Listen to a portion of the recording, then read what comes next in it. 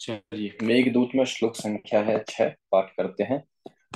जातं वंशे भुवन विदिते पुष्करावर्तकानां जानामि त्वां प्रकृतिपुरुषं कामरूपं मघोनः तेनार्थित्वं त्वयि विधिवशात् दूरबन्धुर्गतोऽहम् याञ्चामोघा वरमधिगुणे नाधमे लब्ध कामा।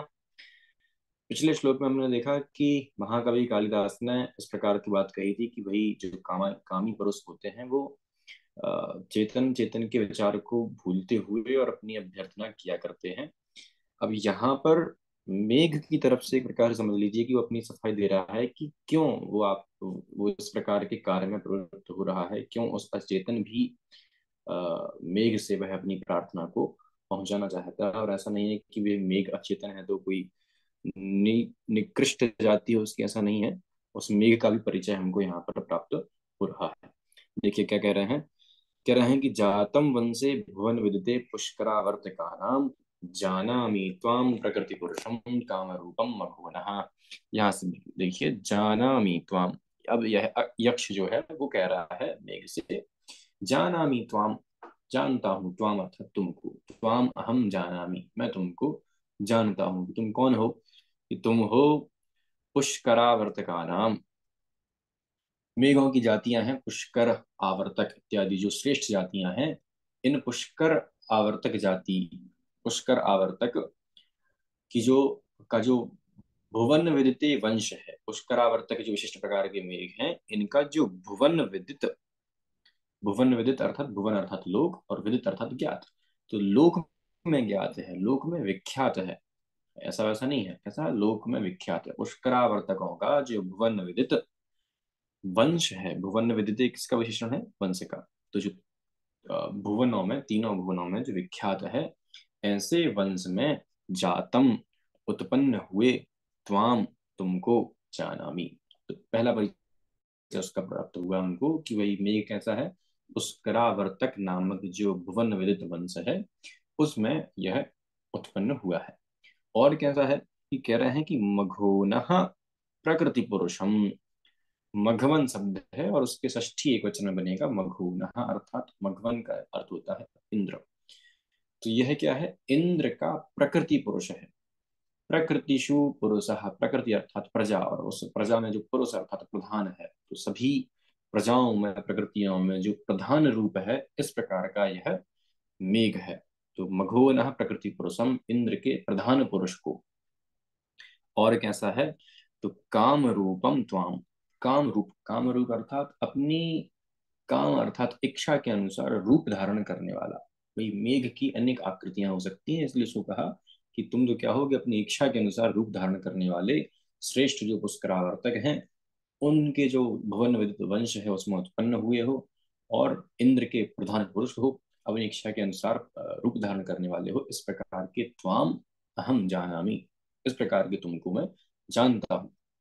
और मैं तुमको जानता हूं कि तुम श्रेष्ठ कुल के हो, इसलिए तेन लिखा हुआ है, तेन इसलिए, विधिवशात, विधि अर्थात भाग्य अथवा समझ लो कर्म, कर्मवशात, विधिवशात मैं कैसा हो गया हूं, दूर बंधु, दूर है बंधु जिसका, दूर है प्रिय जिसका, ऐसा मैं विधिवशात दूर बंधु, अहम, गतः अहम लिखा है तो वहां से ले लीजिए अहम, विधिवशात दूर बंधु अहम, विधि के वश होकर, कर्म के वश होकर जो अपने बंधु से दूर हूं मैं, ऐसा मैं, त्वयि अर्थात तुम में, अर्थित्वम अर्थात प्रार्थित्वम प्रार्थना पने को, गतः अस्मि। अब गतः का अन्वय यहाँ करेंगे कि विधिवशात दूर बंधु अहम, त्वयि अर्थित्वम गतः, तुम में अर्थित्व पने को प्राप्त हुआ हूँ, तुमसे मांगने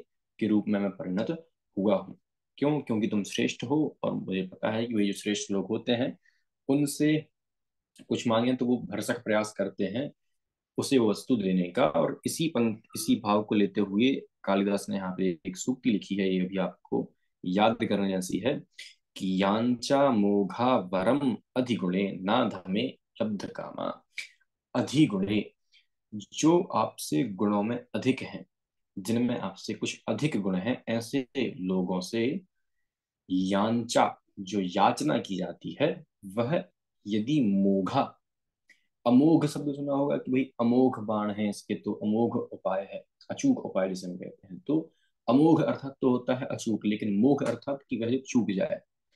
तो अगर अपने से जो गुणों में अधिक हैं, ऐसे लोगों से हम यांचा अर्थात याचना करें और वो मोघ अर्थात व्यर्थ चली जाए, कदाचित वो उसको पूरा नहीं भी कर पाए, फिर भी वो यांचा कैसी है? वरम। क्यों? क्योंकि आपने किससे मांगा? अपने से उत्कृष्ट किसी व्यक्ति से ही मांगा है, अपने से नीच व्यक्ति से मांगने की जरूरत आपको नहीं पड़ी, इसलिए वो यांचा कैसी है? वरम।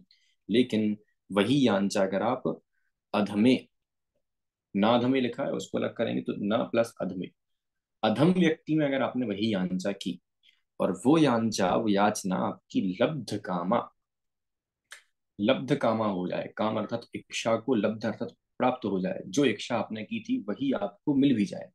अधम व्यक्ति से आपने कोई याचना की और वो आपकी इच्छा पूरी भी हो गई, लेकिन वो कह रहे हैं कि इधर से ना लीजिए और यहाँ से लीजिए वरम, तो वो यांचा ना वरम, अर्थात अपने से जो गुणों में श्रेष्ठ हैं उन व्यक्तियों से ऐसी प्रार्थना जो कि निष्फल रहे, फिर भी वो मांगना श्रेष्ठ है।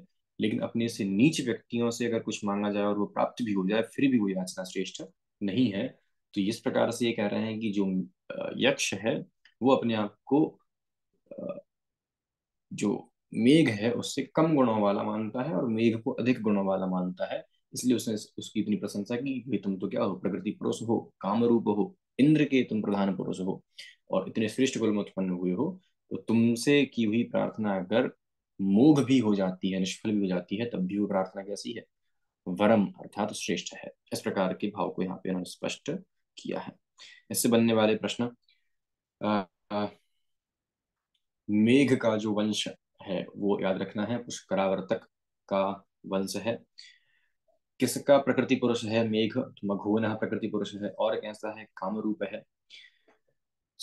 दूर बंधु जो विशेषण आया हुआ है वो किसके लिए आया हुआ है? यक्ष के लिए आया हुआ है कि दूर बंधु यस्य सह, दूर है बंधु जिसका। और ये जो अंतिम पंक्ति में जो सूक्ति आई हुई है वो सूक्ति याद रखनी है, कहाँ की है ऐसा भी पूछा जा सकता है, और पूरी करने के लिए भी आपको इजाजत दिया जा सकता है, तो सूक्ति आपको याद रखनी है। ये इसके विषय वस्तु से बनने वाले प्रश्न हैं। व्याकरण इसकी देख लेते हैं, व्याकरण से किस प्रकार के प्रश्न बन सकते हैं। तो जैसा कि मैंने पिछले श्लोक में भी कहा था कि जहां पर अ, आपको कोई सूक्ति देखने को मिल जाती है, वहां पर प्रायः अर्थांतरन्यास अलंकार होता है। तो यहाँ भी हमारे पास सूक्ति थी, तो अलंकार कौन सा होगा? अर्थांतरन्यास अलंकार होगा। समास देख लीजिए, भुवन विदिते, भुवन में जो विदित है, तो भुवनेशु विदितः भुवन विदितः, और तस्मिन भुवन विदिते। पुष्करावर्तका नाम में पुष्कराश्च आवर्तकाश्च श्रेष्ठ वेग है, और तेषाम पुष्करावर्तका नाम, तो पहले पुष्कराश्च आवर्तकाश्च में द्वंद्व, और फिर तेषाम पुष्करावर्तका नाम। काम रूपम, काम कृतानि रूपाणि, इस प्रकार से मध्य पदलोपी बहुव्रीहि, काम कृतानि रूपाणि यस्य, काम अर्थात इच्छा के अनुसार रूप हैं जैसे कि, ऐसा वह मेघ। प्रकृति पुरुषः, प्रकृतौ पुरुषः, प्रकृति में जो पुरुष है प्रधान है, ऐसा सप्तमी तत्पुरुष वहां पर बनेगा। दूर बंधु, हम चर्चा कर चुके हैं कि बहुव्रीहि है, क्योंकि विशेषण बनेगा यक्ष का। दूरे बंधु यस्य सः, दूर है बंधु जिसका, इस प्रकार से। विधिवशात, विधेह वशात, विधिवशात, इस प्रकार से षष्ठी तत्पुरुष। अधिगुणे, अधिक हैं गुण जिसमें, तो अधिका गुणा यस्य, अधिक हैं गुण जिसके, उसे कहेंगे अधिगुण, और तस्मिन अधिगुण।